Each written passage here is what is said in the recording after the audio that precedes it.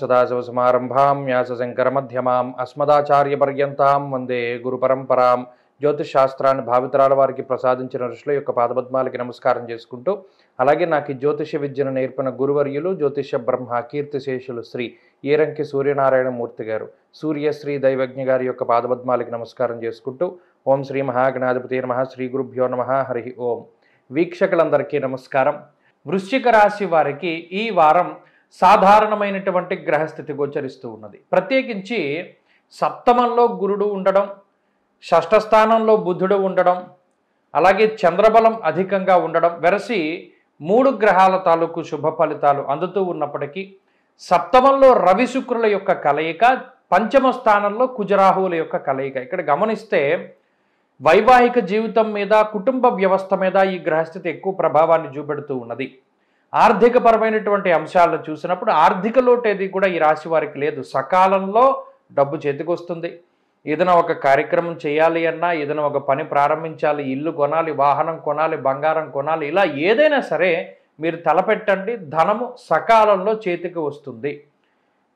డబ్బుంటే ఈ పని మొదలు పెడదాం అనుకుంటే ఎప్పటికీ మీరు పని ప్రారంభించలేరు. ఏదైనా ఒక పని ప్రారంభం చేస్తే డబ్బు ఆటోమేటిక్గా వస్తుంది. ఇది వృశ్చిక రాశి వారికి ఉన్నటువంటి పరిస్థితి. ఆ విషయాన్ని దృష్టిలో పెట్టుకోవాలి. ఇక ఆర్థిక లోటు ఏమీ కూడా కనబడడం లేదు. ఆరోగ్యపరమైనటువంటి అంశాలపై ప్రభావాన్ని చూపెడుతూ ఉంటుంది. సప్తమ స్థానంలో రవి కానీ, శుక్రుడు కానీ, పంచమంలో కుజుడు కానీ, సామంత జన విద్వేష దారాపీడాసుతామయం అన్నది శాస్త్రం. అనగా సంతానానికి సంబంధించి లేదా జీవిత భాగస్వామికి సంబంధించి ఆరోగ్యంపై మాత్రం ప్రభావాన్ని చూపెడుతుంది. కొంత జాగ్రత్తగా ఉండాలి.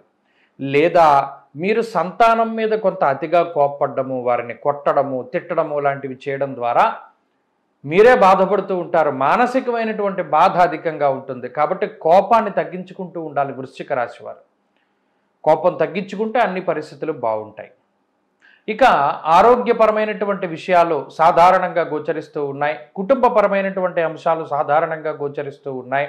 ఇబ్బందికరమైన పరిస్థితులు ఏమీ లేనప్పటికీ ఉద్యోగ వ్యాపారాల్లో ఉండేటువంటి పరిస్థితులపై మాత్రం ప్రభావం పడుతుంది ఈ గ్రహస్థితి వల్ల.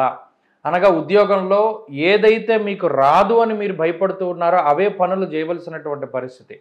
గతంలో ఇబ్బంది పడ్డటువంటి సందర్భాలు ఏవైతే ఉన్నాయో మరలా అవి పునరావృతం అయ్యేటువంటి పరిస్థితులు ఇవి మరలా కొంత కనబడుతూ ఉన్నాయి. కాబట్టి ఉద్యోగంలో జాగ్రత్త వహించాలి. వ్యాపారపరంగా పరిస్థితులు ఎలా ఉన్నప్పటికీ ముందుకు వెళ్ళాలి. కొంత సాహసోపేతమైనటువంటి నిర్ణయాలు మాత్రం తీసుకోకూడదు. ఈ విషయాన్ని దృష్టిలో పెట్టుకోవాలి. విద్యార్థులకి గ్రహస్థితి మిశ్రమంగా ఉన్నది. స్త్రీలకు ప్రత్యేకించి ఈ గ్రహ సంపత్తి ఉద్యోగం చేసేటువంటి స్త్రీలపై ప్రభావం పడుతుంది. ఉద్యోగం కోల్పోవడానికి అవకాశం ఉండొచ్చు.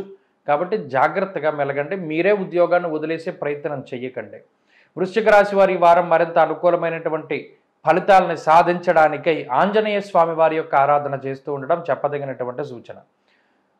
ఈ వారంలో కలిసొచ్చేటువంటి రోజు గురువారంగా చెప్పవచ్చును. అదృష్ట సంఖ్య 4, అదృష్ట వర్ణము పసుపు. తదుపరి ధనురాశి.